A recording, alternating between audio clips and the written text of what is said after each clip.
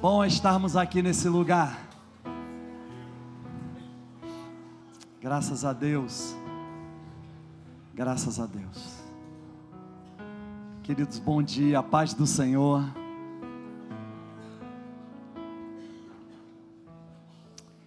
Quero conversar um pouquinho com vocês sobre a Páscoa e a vigília de Deus. Eu estou encorajado a compartilhar essa palavra com vocês. Quero dizer para vocês que, quando eu tive o ano passado a oportunidade de conhecer Israel, eu tive algumas experiências muito especiais, particulares. Foram momentos entre eu e Deus. Mas o passeio durou 12 dias. E aí, aqui já no Brasil, eu comecei a pensar: eu posso não viver na terra de Deus, que é Israel, mas eu posso viver com o Deus de toda a terra. Amém. Aleluia.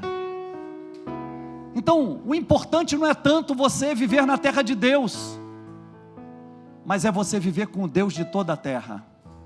Andar por aquela terra foi fascinante, foi algo tremendo e poderoso, mas andar com Deus de toda a terra ainda é mais fascinante e mais poderoso. Sabe, eu quero compartilhar com vocês essa palavra sobre a Páscoa e a vigília de Deus.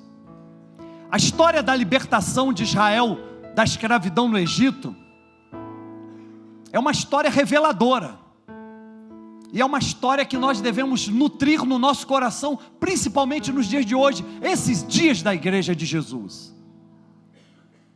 A Bíblia nos mostra que Israel cresceu no Egito.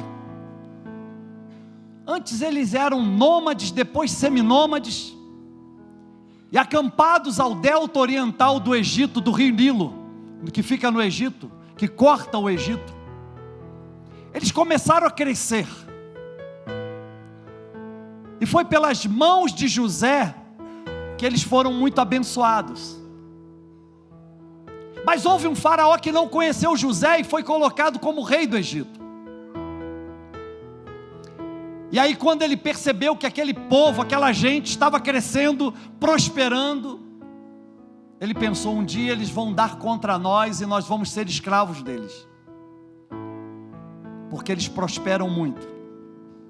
E aí esse faraó decidiu aprisionar todo Israel que vivia no Egito, que ainda não se chamava Israel, pois Israel eles só foram chamados quando da constituição dessa nação, na terra santa, a terra prometida, a terra que Deus disse que manaria leite e mel. Mas é interessante perceber que eles ficaram 430 anos, gente, como escravos no Egito. Foram obrigados a construir 2 grandes cidades no Egito, sob escravidão ferrenha. Quase não tinham alimento. Construíram Pitom e Ramsés, que é um elogio a Ramsés II, faraó do Egito. Mas ali, naquela escravidão de 430 anos, Deus vem e fala com um homem chamado Moisés. Chama Moisés, chama seu irmão Arão e diz: eu vou tirar o meu povo do Egito com mão forte. E Moisés e Arão receberam instruções de Deus de como sair do Egito. E é sobre isso que eu quero compartilhar com você nessa manhã. Eu creio que essa é a palavra de Deus para a sua vida. Eu creio que essa é a palavra de Deus para o seu coração. Eu creio que essa palavra vai impactar a sua vida. Eu creio que essa palavra será reveladora para você. Mas Deus, quando decide tirar o seu povo do Egito, Ele também decide que o seu povo vai organizar uma festa de celebração ao nome dEle, porque Ele já tinha se revelado. Agora aquele povo conhece Ele como Adonai, o Senhor.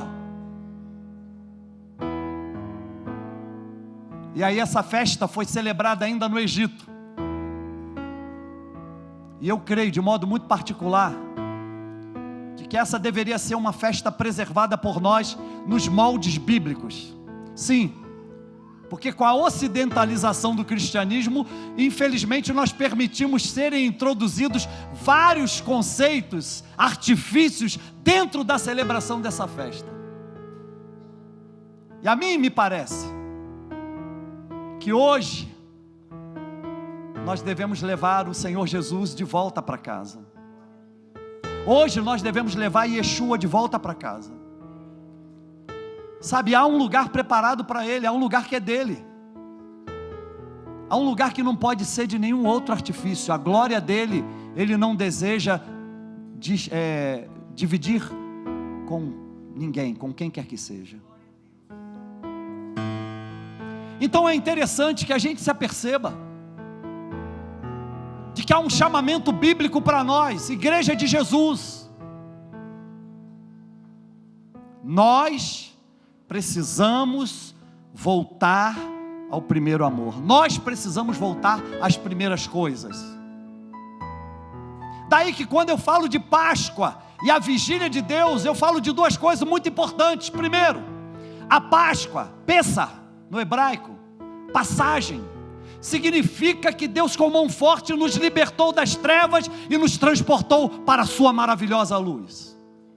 Segundo, a vigília de Deus é exatamente a mão, o braço forte dele estendido sobre a nossa vida até os dias de hoje. Começou na Páscoa, mas tem chegado até nós nos dias de hoje, aleluia. Deus continua fazendo uma vigília por mim e por você. Assim como Ele fez a vigília naquela noite, onde os primogênitos do Egito foram mortos, onde todo aquele que tinha na sua casa, nos umbrais das portas, à esquerda, à direita, o sangue do cordeiro, e na verga, né? na viga da casa também, o sangue, aquela família seria preservada, o primogênito daquela família seria preservado.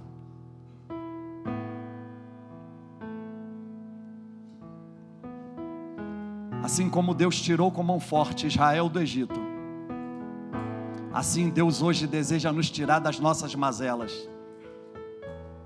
Assim Deus deseja nos tirar das nossas crises, das nossas ansiedades. Deus deseja nos tirar das nossas depressões com mão forte. Deus deseja provocar e promover na nossa vida uma libertação total, sim, porque nós fomos feituras dele, para a glória do nome dele, não para vivermos escravos do pecado. Se existe uma coisa que aprisiona o ser humano criado à imagem e semelhança de Deus, é o pecado. A Páscoa é o sinal de que esse Deus continua sendo um Deus libertador, aleluia. Então nessa hora eu quero compartilhar essa palavra com você, e quero dizer que essa palavra vai bater na sua vida, essa palavra vai bater no seu coração, essa palavra vai impactar você, e eu creio em nome de Jesus, que você será mexido na sua interioridade. Eu creio que Deus, aquele que começou uma obra tremenda na sua vida, vai completá-la, para a glória de Jesus, para a glória de Jesus. Então quero compartilhar com vocês um texto bíblico, Êxodo capítulo 12, versículos de 14 a 21, e depois nós vamos ler Êxodo 12, 42. Eu quero que você me acompanhe, por favor, aqui nesse texto projetado, porque é um texto que comumente a gente usa aqui na nossa igreja, Almeida Corrigida e Fiel. E aí nós vamos compartilhar esse texto, e eu creio que o Deus que já começou a falar com você vai continuar falando. Nós vamos falar então sobre a Páscoa e a vigília de Deus. Diz assim a palavra do Senhor: e este dia vos será por memória, e celebrá-los-ei por festa ao Senhor. Nas vossas gerações o celebrareis por estatuto perpétuo. 7 dias comereis pães ázimos. Ao primeiro dia tirareis o fermento das vossas casas, porque qualquer que comer pão levedado, desde o primeiro até o 7º dia, aquela alma será cortada de Israel. E ao primeiro dia haverá santa convocação. Também ao 7º dia tereis santa convocação. Nenhuma obra se fará neles, senão o que cada alma houver de comer. Isso somente aprontareis para vós. Guardai, pois, a festa dos pães ázimos, porque naquele mesmo dia tirei vossos exércitos da terra do Egito. Pelo que guardareis a este dia nas vossas gerações, por estatuto perpétuo. No primeiro mês, aos 14 dias do mês, à tarde, comereis pães ázimos, até 21 do mês à tarde. Por 7 dias não se ache nenhum fermento nas vossas casas, porque qualquer que comer pão levedado, aquela alma será cortada da congregação de Israel. Assim o estrangeiro, como o natural da terra, nenhuma coisa levedada comereis. Em todas as vossas habitações comereis pães ázimos. Chamou, pois, Moisés a todos os anciãos de Israel e disse-lhes: escolhei e tomai vós cordeiros para vossas famílias e sacrificai a Páscoa. Verso 42. Esta noite se guardará o Senhor, porque nela os tirou da terra do Egito. Esta é a noite do Senhor, que devem guardar todos os filhos de Israel nas suas gerações. Aleluia. Que o Senhor abençoe sua palavra. Sabe, algumas coisas me chamam muito a atenção quando eu penso na Páscoa e na vigília de Deus, olhando para esse texto.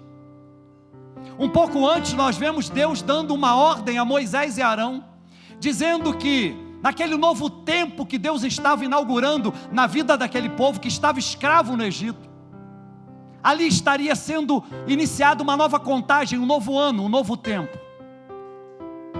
A Bíblia fala de mês de Abib, depois fala de Nissan. Abib depois foi chamado mês de Nissan. Esse mês se deu exatamente entre os meses de março, alguns dias dos meses de março e abril. Foi exatamente nesse período em que Deus com mão forte tirou Israel do Egito. E Deus então dá uma ordem dizendo: olha, vocês vão me celebrar uma Páscoa, Pessah, uma festa. Vocês vão separar no dia 10º um cordeiro com 1 ano de vida, sem mancha. E vocês vão preparar esse cordeiro e vão comê-lo ao 14º dia. Vão comê-lo com ervas amargas e pães ázimos, pães sem fermento. E aí interessante é perceber que Deus pede que aquele povo coma o cordeiro para se lembrar de que é Deus que provê todas as coisas daquele povo. As ervas amargas significam de que tudo aquilo que eles passaram seria transformado na doçura em que eles haveriam de experimentar na terra que mana leite e mel, a terra de Canaã. Os pães ázimos simboliza exatamente a ausência do pecado na vida daquele povo. Eles teriam que se abster de tudo que fosse misturado, tudo que fosse impuro, para de fato então se tornarem filhos de Deus. E aí uma coisa me chama a atenção: quando eu penso em Páscoa, eu penso que Deus exige de nós uma celebração autêntica e verdadeira. Vejam comigo no verso 14 de Êxodo 12, o que a Bíblia nos diz? Deus falando: este dia vos será por memorial, por memória. e celebrá-los-ei por festa ao Senhor Adonai. Nas vossas gerações o celebrareis por estatuto perpétuo. Veja que coisa interessante, Deus está dizendo que o tempo todo, todos os anos, nós deveríamos celebrar a Páscoa ao Senhor. Mas a Páscoa é uma celebração autêntica e verdadeira, sincera. A Páscoa deve ser algo que venha brotar do nosso coração como louvor perfeito ao Senhor, como gratidão a Ele por tudo o que Ele tem feito por nós até aqui e agora. Então a primeira coisa que eu observo é que esse dia deve ser um dia de festa, um dia de celebração, um memorial, porque Deus está presente na nossa vida. A segunda coisa que eu percebo, quando olho esse texto e essas palavras saltam aos meus olhos, é que esse Deus grande, que agora se revela como Senhor Adonai a essa gente, a esse povo, esse Deus quer trabalhar na vida desse povo, a ponto de tirar da vida deles toda aquela contaminação do Egito. Então esse dia de festa também é um dia de tirar da nossa casa toda a imundícia, toda a impureza. Sabe, esse Deus dá uma ordem: vocês vão imolar um cordeiro, no 14º vocês vão comer. Ele diz mais, gente, ele diz o seguinte: se o cordeiro for muito para uma família pequena, chame o seu vizinho e com ele comam a Páscoa.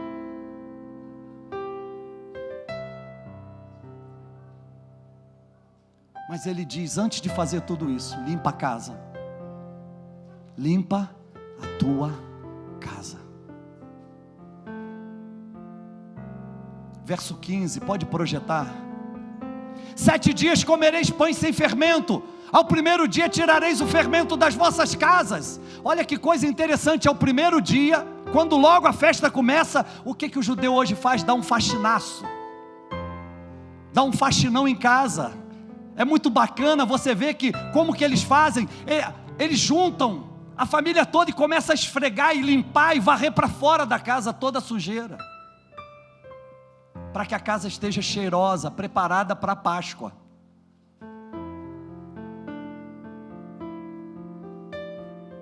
Porque qualquer que comer pão levedado, misturado, impuro, desde o primeiro até o 7º dia, aquela alma será cortada de Israel. Agora veja que coisa interessante, quando Deus diz que a casa deveria ser varrida, tirado o fermento das casas, hoje nós podemos aplicar a nossa vida, como se o Senhor estivesse falando para mim e para você: limpe da sua interioridade tudo aquilo que impede que eu tenha comunhão sincera e verdadeira contigo. Então, querido, querida, eu quero te dizer que nós devemos sim cuidar da nossa casa, limpar a nossa casa. Não há nada mais maravilhoso do que entrar numa casa cheirosa, limpa. Mas Deus está falando comigo e com você. Assim como a Bíblia diz que nós somos santuário do Deus vivo, templo do Espírito Santo, morada do Deus vivente, nós devemos permitir que Ele venha tirar da nossa existência toda a impureza, toda a sujeira, que de alguma forma impede que a gente tenha comunhão com Ele. Sabe, uma das coisas mais difíceis dos últimos dias é exatamente a gente abrir essa permissão para Deus e dizer: Senhor, vem e me conhece, prova os meus pensamentos, vê se há em mim algum caminho mau e me guia pelo teu caminho eterno. Sabe, uma das coisas mais difíceis dos dias de hoje é a gente virar um holofote para a nossa vida e permitir que essa luz chamada Jesus investigue as áreas mais sombrias e escuras da nossa vida. Sabe, aquela área da sua vida, aquele lugar da sua existência, aquele local do seu próprio corpo que você não quer que ninguém veja, que ninguém toca. É exatamente aí que Deus quer chegar. Aleluia. Exatamente aí.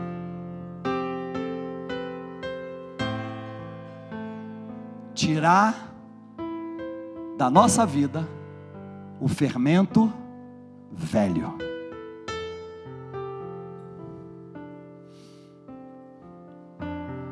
É difícil, mas não é impossível, porque todo aquele que busca, encontra, todo aquele que bate, se lhe abre, todo aquele que pede, recebe. O apóstolo Paulo falou sobre isso à igreja de Corinto. Ele disse: alimpai-vos do fermento velho. Sabe, Deus, quando tira a gente do Egito, Ele quer que toda aquela contaminação fique para trás. Ele quer que mesmo no deserto, com todas as agruras, todas as dificuldades, todas as adversidades, a gente tenha somente a Ele, a gente só confie nele. Esse foi o grande problema de uma parte daquele povo, porque num dado momento eles lembraram dizendo: puxa, mas lá no Egito a gente tinha pepino, melão, cebola, carne, e aqui o que a gente tem? Esse maná.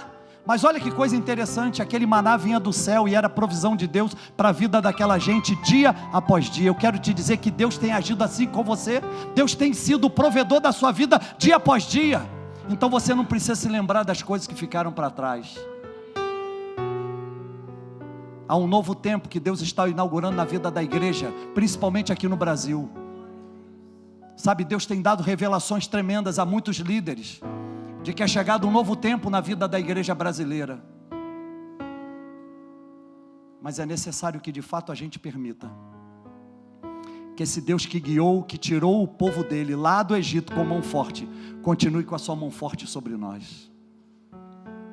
1 Coríntios capítulo 5, versículos 7 e 8, o apóstolo Paulo diz: alimpai-vos do fermento velho para que sejais uma nova massa, assim como estáis sem fermento, porque Cristo, nossa Páscoa, foi sacrificado por nós. Por isso façamos festa, não com fermento velho, nem com fermento da maldade e da malícia, mas com os ázimos da sinceridade e da verdade.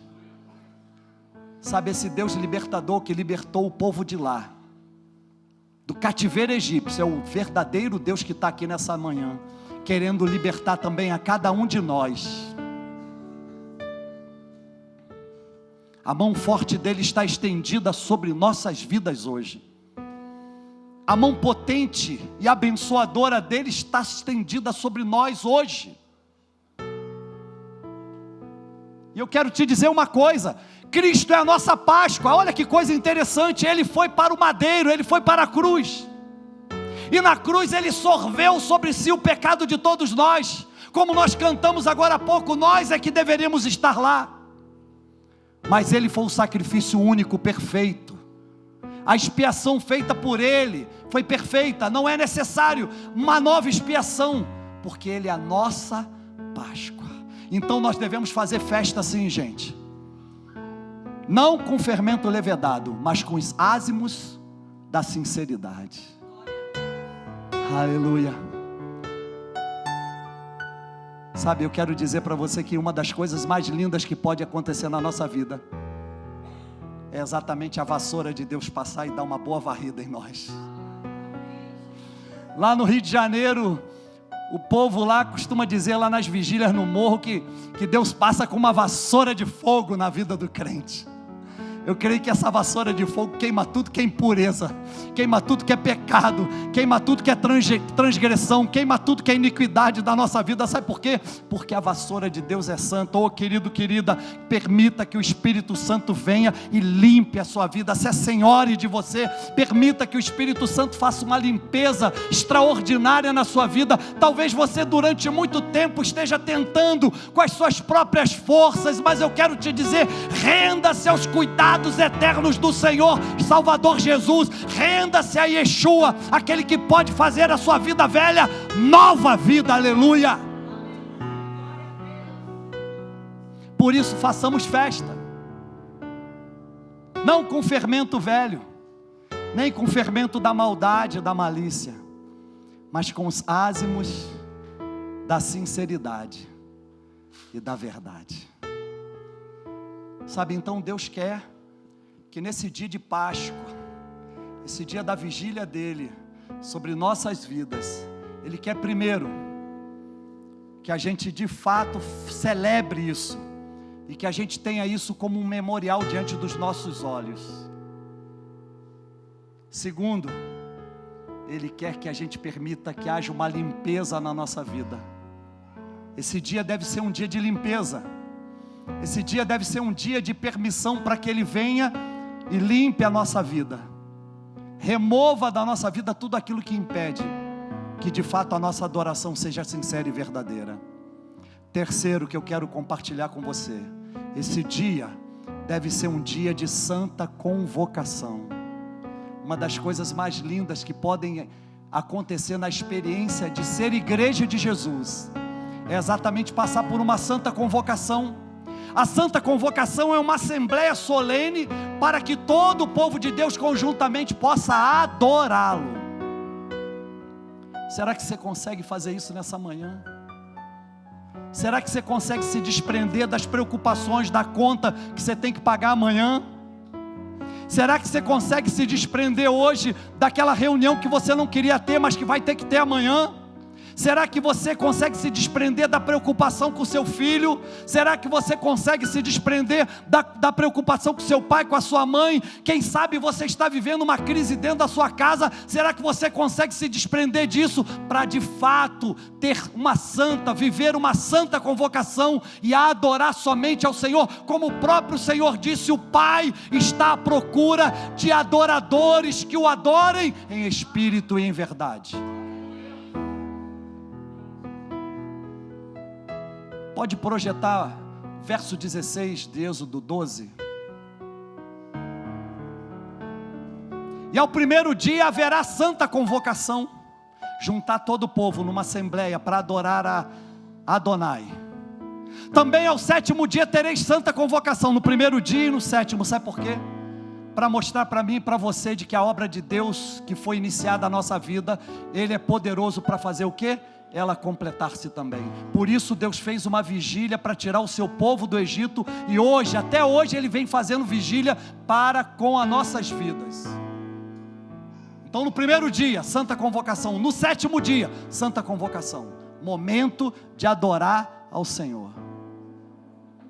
Nenhuma obra fará naqueles dias, senão o que cada alma houver de comer, isso somente aprontareis para vós. Olha, as pessoas deixam de adorar a Deus porque estão tão preocupadas com tantas coisas, como a gente já disse aqui. Sabe, mas esse momento é único. Esse momento foi plasmado na nossa vida pelo Espírito Santo. Ninguém vai poder retirar isso da nossa vida. Sabe de uma coisa? É uma marca que Deus coloca na vida de todo aquele que crê em Jesus, e indelével, ninguém pode tirar. Sabia que você está marcado pelo Espírito Santo como propriedade dele? Sabia que a sua vida tem uma marca, e essa marca é Yeshua, Jesus, e ninguém pode tirar essa marca da sua vida? Paulo disse, escrevendo aos Gálatas, capítulo 6, verso 17, já velho, ninguém mais me incomode, porque eu trago dentro de mim as marcas do Senhor Jesus Cristo. Vira para a pessoa que está do teu lado e diga: você tem a marca do Cordeiro. Você tem a marca de Jesus. Aleluia. Mas para isso é necessário o quê? Permitir que essa santa convocação venha acontecer na nossa vida. Quando a gente se reúne como igreja, não pode ser por qualquer coisa, tem que ser para adorar e glorificar o nome do Senhor. Para isso é necessário reconhecer Jesus como o Cordeiro de Deus, que tira pecado do mundo. João Batista estava batizando à beira do Jordão. A Bíblia fala lá, Evangelho de João capítulo 1, verso 29, não precisa projetar não. A Bíblia diz que João dá uma olhadela e vê que Jesus estava andando, Yeshua estava andando de direção a ele. Quando Jesus vem em direção a ele, oh aleluia, eu quero te dizer, Jesus está vindo em sua direção. Ele está vindo diante de você. Ele está indo em sua direção, porque Ele sabe que você é importante para Ele. Aleluia. E quando João olha e vê Jesus vindo na sua direção, ele aponta e diz: eis o Cordeiro de Deus, que tira o pecado do mundo. Esse Jesus está vindo em sua direção, para tirar o pecado da sua vida, aleluia.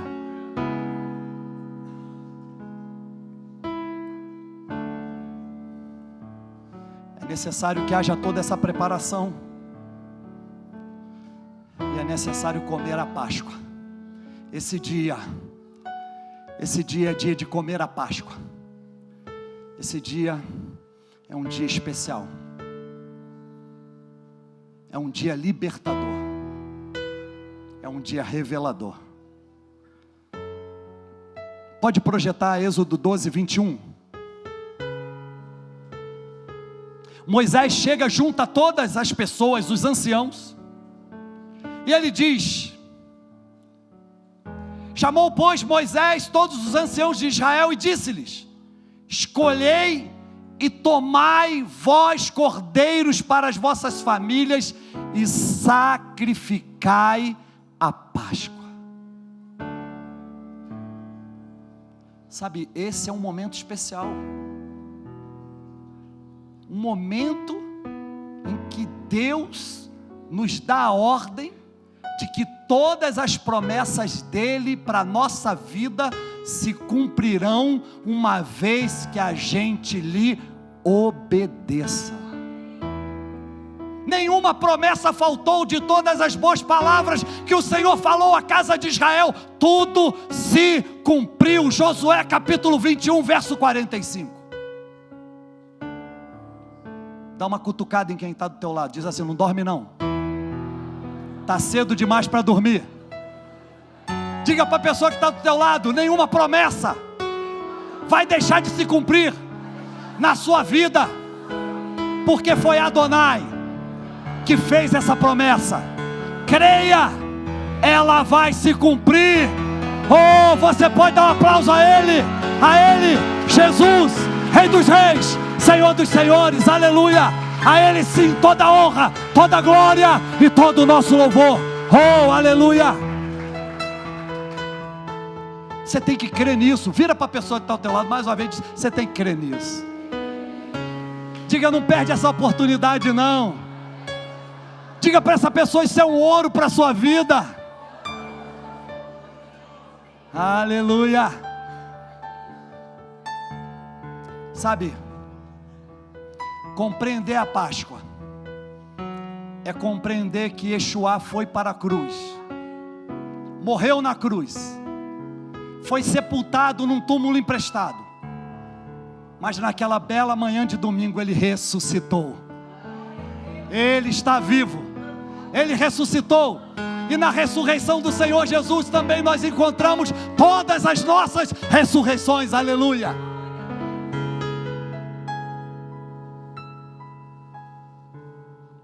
A Bíblia fala que Jesus foi para a cruz.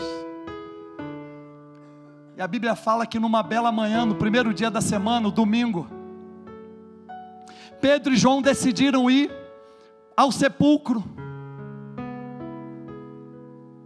E Pedro e João corriam juntos. Mas num dado momento, João correu antes de Pedro, mais que Pedro. Chegou à boca do sepulcro, a pedra estava fora do lugar. A boca do sepulcro estava aberta. Mas João parou ali e não entrou. Pedro, como era muito impetuoso, veio atrás e entrou. E quando ele chega lá dentro, ele percebe que não havia corpo, não havia defunto. Ele percebe que os lençóis que havia sido envolvido o corpo de Jesus estavam jogados. E ele olha e percebe: alguma coisa diferente está acontecendo. Eu quero te dizer, alguma coisa diferente nessa manhã está acontecendo na sua vida. Jesus ressuscitou. Ele ressuscitou, por isso você está hoje vivendo um milagre.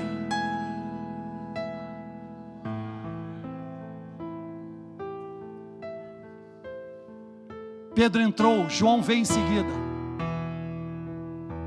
E a Bíblia fala lá, Evangelho de João capítulo 20, versículos 7 e 8, que o lenço que estava envolvendo a cabeça de Jesus não estava junto dos lençóis, mas enrolado num lugar à parte. Deixa eu te dizer uma coisa, é costume de judeus, de uma região de Israel, convidar seus amigos para a ceia. O tempo todo eles têm isso. A Bíblia, inclusive, marca a importância das refeições na vida do crente. Eles convidavam seus amigos para participarem de uma ceia. E quando a ceia terminava, todos comiam, se fartavam, bebiam. Os donos da casa, os anfitriãos, eles pegavam os utensílios que comiam, que eram cuias, tigelas, e algumas outras coisas utilizadas naquela ceia, naquele jantar, e eles levavam para um aposento na casa, chamado aposento de lavagem, e eles lavavam, ficavam ali durante muito tempo lavando aqueles utensílios que foram utilizados naquele jantar. E os convivas, os convidados, percebiam que os donos estavam lá no aposento de lavagem. Era uma tarefa de quem recebia lavar os utensílios. E aí então, os convidados se levantavam silenciosamente, enrolavam os seus lenços, que eles usavam para limpar a boca, as mãos. Havia sempre uma tigela com água ao lado, para que eles pudessem molhar as mãos, pois eles comiam com as mãos. E eles então utilizavam um lenço, na maioria das vezes feito de linho, e eles enrolavam aquele lenço de um modo diferente, e deixavam sobre aquela tábua, que era uma mesa. Eles não comiam sentados como nós, eles comiam reclinados à mesa, e aí eles deixavam sobre aquela mesa o lenço, e saíam silenciosamente. Quando os anfitriões terminavam a lavagem, eles vinham até o local do jantar e percebiam que não havia mais nenhum convidado, e que o lenço estava posto sobre a mesa, enrolado cada um da mesma maneira. Ali era um sinal de que os convidados estiveram jantando, de que eles gostaram muito de estar ali, mas chegou a hora de partir. O lenço enrolado à mesa era o sinal visível de que eles gostaram de tudo. Tiveram que partir, mas um outro momento voltariam para jantar novamente. Eu quero te dizer uma coisa: quando a gente olha esse texto e diz assim, e que o lenço que tinha estado sobre a sua cabeça, a cabeça de Jesus, não estava com os lençóis, mas enrolado num lugar à parte, ele estava dizendo para mim e para você: eu estive aqui, eu andei com vocês, eu ceei com vocês, eu fui para a cruz, morri por vocês, eu tive que ir, mas um dia eu vou voltar. Aleluia! Você pode aplaudir Jesus.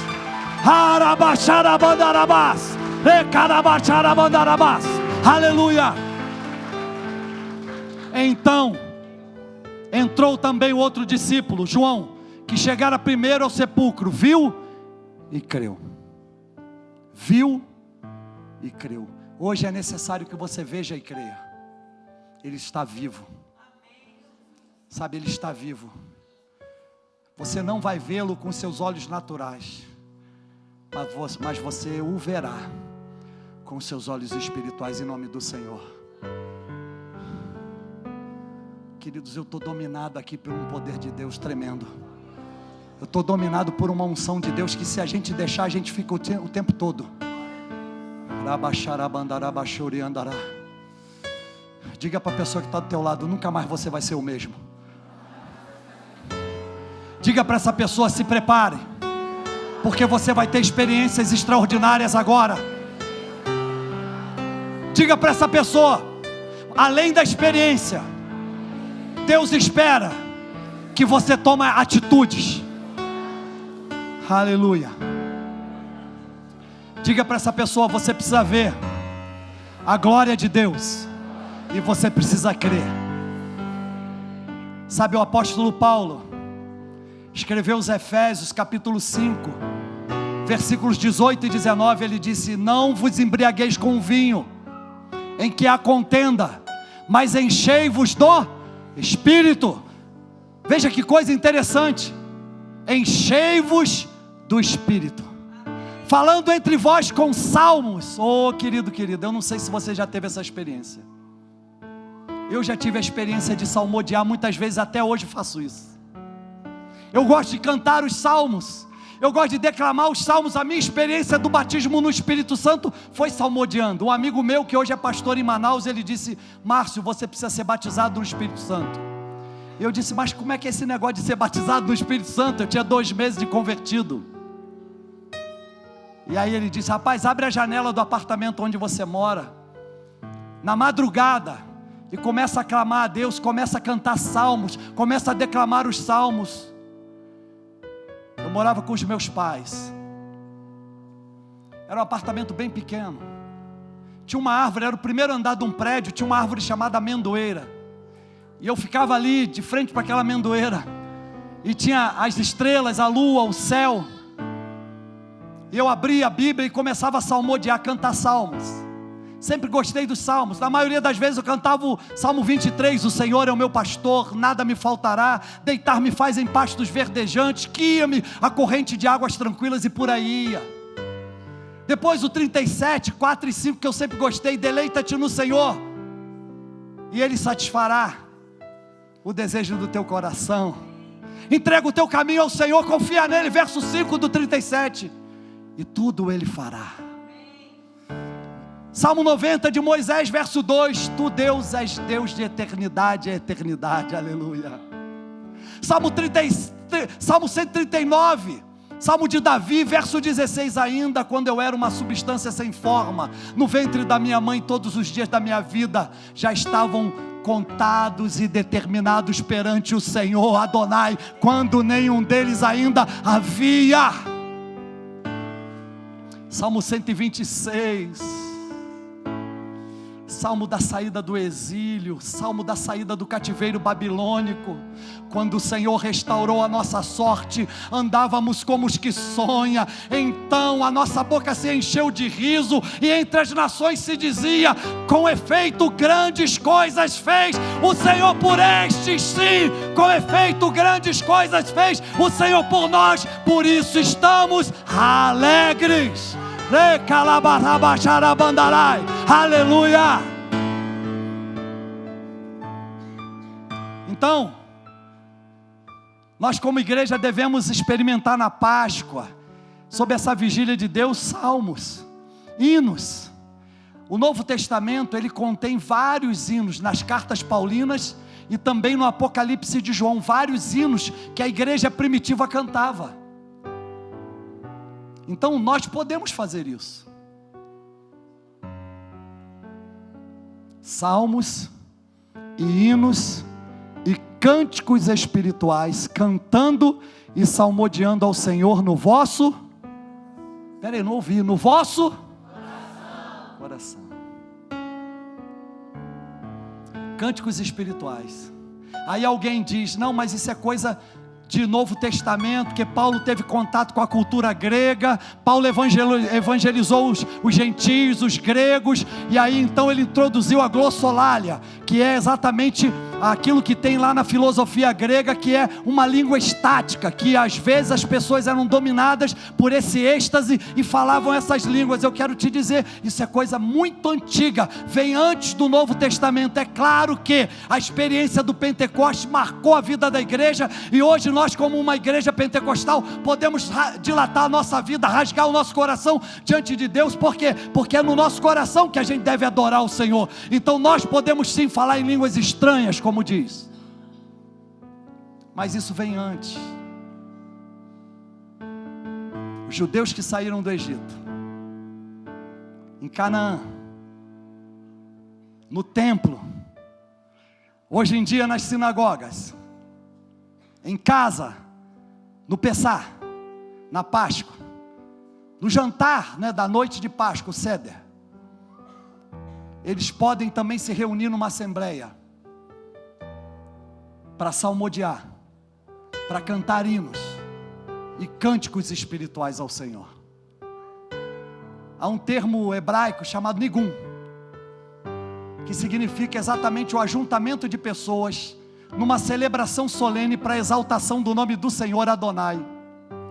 onde talvez com um instrumento alguém comece a adorar, e olha, os judeus são muito técnicos, são músicos muito bem preparados, e aí talvez ao dedilhar um teclado como este que o Alex está dedilhando, de repente ele até sabe todas as notas, mas o Espírito do Senhor toma conta dele, e ele começa a adorar, ele tocando e fazendo acordes que ele nunca jamais havia estudado. Ou então o povo se reúne junto numa santa convocação e começa a adorar o Senhor,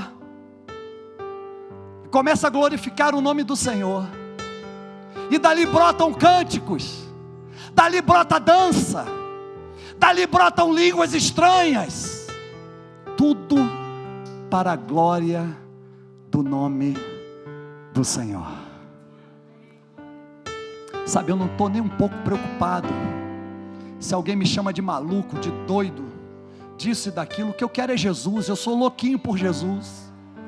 Eu quero ter mais e mais experiências com Ele. O resto não importa. Alimpai-vos do fermento do mundo. Escute, na presença de Deus nós devemos ter liberdade para adorar e glorificar o seu nome. Eu quero terminar esse culto te ensinando algo. Por favor, fique de pé. Quero chamar todo mundo da banda, os músicos, o sopro aí, a metaleira que a gente tem hoje no culto.